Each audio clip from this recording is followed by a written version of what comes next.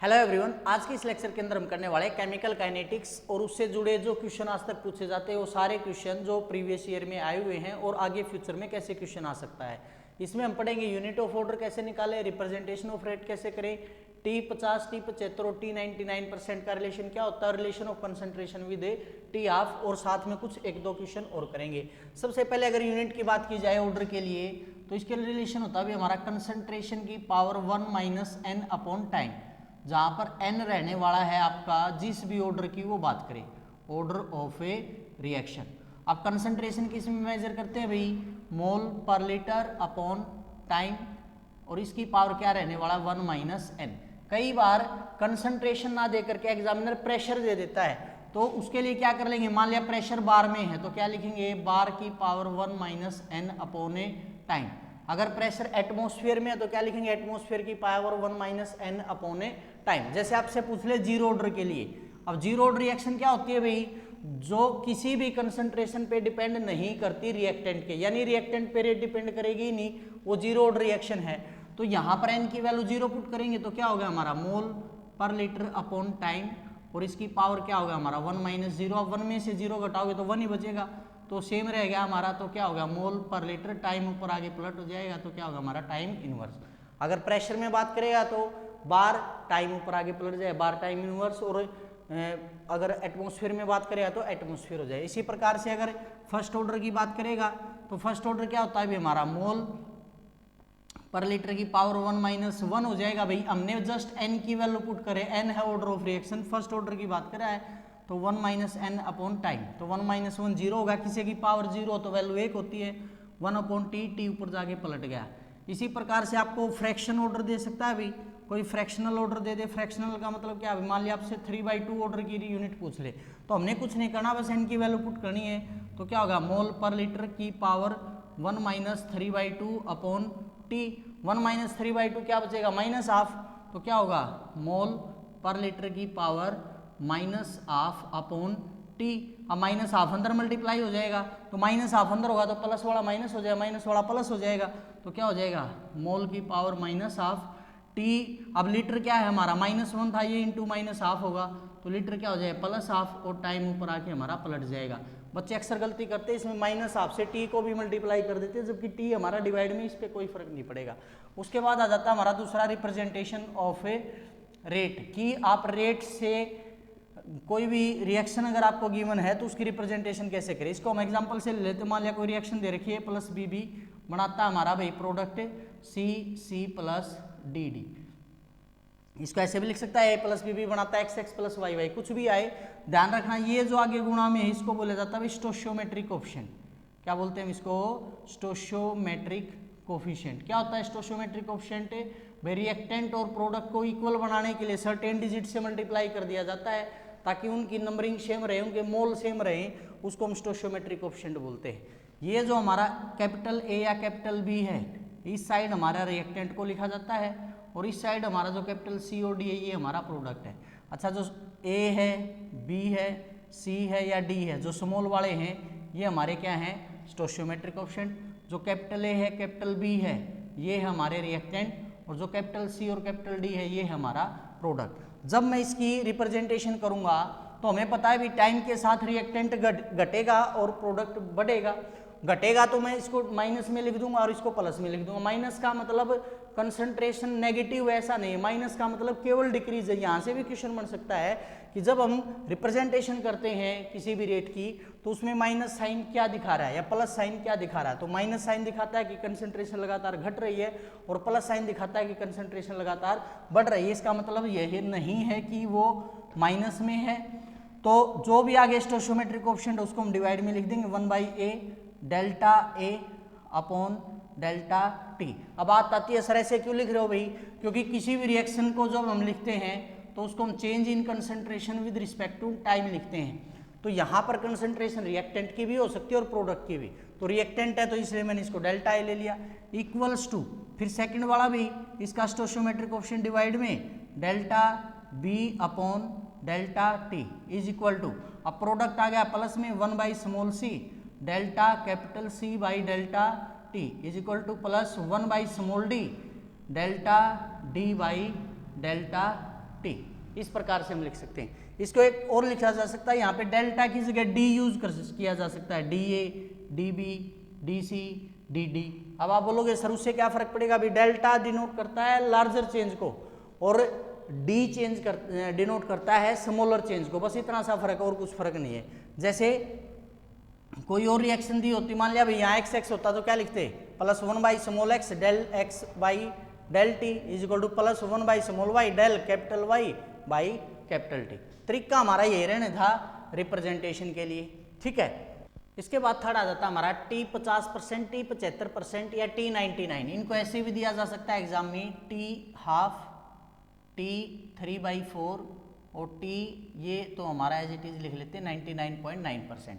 तो सबसे पहले हमें जीरो ऑर्डर रिएक्शन भाई डेरिवेशन करने की आपको जरूरत नहीं है, हमें रिलेशन याद होना चाहिए कि जो के है वो किसके बराबर होता है, और 1/t ए नोट माइनस का ए, जहाँ पे ए नोट हमारी इनिशियल कंसंट्रेशन होती है और ए हमारी कंसंट्रेशन होती है आफ्टर टाइम टी।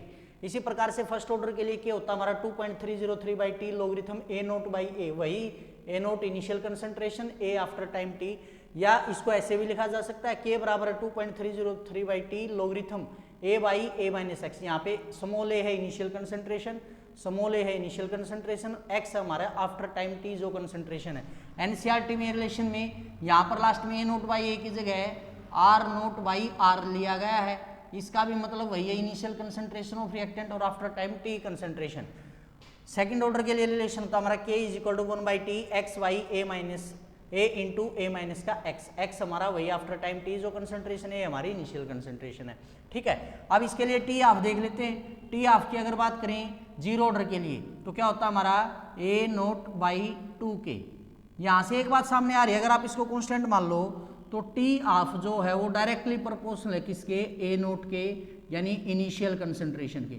यहीं से आपका क्वेश्चन हो जाएगा। जैसे किसी क्वेश्चन में आपको दे देगा कि किसी रिएक्शन के लिए टी ऑफ की वैल्यू बताइए, अगर उसकी इनिशियल कंसंट्रेशन को क्या कर दिया जाए, डबल कर दिया जाए, तो रेट भी डबल हो जाती है। तो रेट डबल इनिशियल के डबल करोगे तो टी ऑफ से डबल यही हो सकती है हमारी, और केस में नहीं होगी। फिर भी टी ऑफ फर्स्ट ऑर्डर के लिए रिलेशन होता है 0.693/k। तो टी ऑफ यहाँ पे क्या होगा भाई, independent of initial concentration, A note पे डिपेंड ही नहीं कर रहा क्योंकि वैल्यू है हमारी। तो क्वेश्चन कैसे देगा कि भाई किसी रिएक्शन के लिए हमने टी ऑफ जो है देखा तो उसकी कंसंट्रेशन को हमने डबल किया, लेकिन डबल करने पर टी ऑफ पर कोई इफेक्ट नहीं पड़ा, तो बताइए कौन सा रिएक्शन जो है या कौन सी ऑर्डर की जो रिएक्शन है, तो ऑटोमेटिक आप बता देंगे फर्स्ट ऑर्डर की है। इसी प्रकार से टी ऑफ जो है सेकेंड ऑर्डर के लिए क्या होता है हमारा 1/ka। यहाँ से क्या रिलेशन आ रहा है, टी ऑफ जो है वो इनवर्सली प्रोपोर्शनल होगा किससे, इनिशियल कंसंट्रेशन, यानी अगर आप कंसंट्रेशन डबल करोगे तो टी ऑफ जो है और घट जाएगा, ठीक है। तो फिर रिलेशन आ जाता है टी ऑफ जो है वो किसके बराबर होता है भाई, 1.5 इंटू टी 75%, किसके लिए, जीरो ऑर्डर के लिए। तो बता देगा भाई कि कोई जीरो ऑर्डर रिएक्शन थी उसके लिए टी ऑफ इतना, टी 75 बताइए, या फिर टी 75 इतना, टी ऑफ बताइए। टी 75 दे दिया तो उसको 1.5 से मल्टीप्लाई करोगे तो टी ऑफ आ जाएगा। टी ऑफ पूछ लिया तो टी 75 की जो वैल्यू 1.5 से मल्टीप्लाई करोगे तो टी ऑफ आ जाएगा। टी 75 निकालना है तो 1.5 से डिवाइड कर दो टी ऑफ को, तो आपका टी 75 आ जाएगा। फिर भी जीरो ऑर्डर के बाद फर्स्ट ऑर्डर के लिए जो टी ऑफ है वो किसके बराबर होता है, 2 इंटू टी 75%। तो जो भी वैल्यू निकालनी हो हमें टी ऑफ की, टी 75 को 2 से मल्टीप्लाई कर दीजिए, वो किससे आ जाएगा, टी ऑफ। टी 75 आपको निकालना हो तो 2 से डिवाइड कर दीजिए, टी ऑफ को टी 75 आ जाएगा।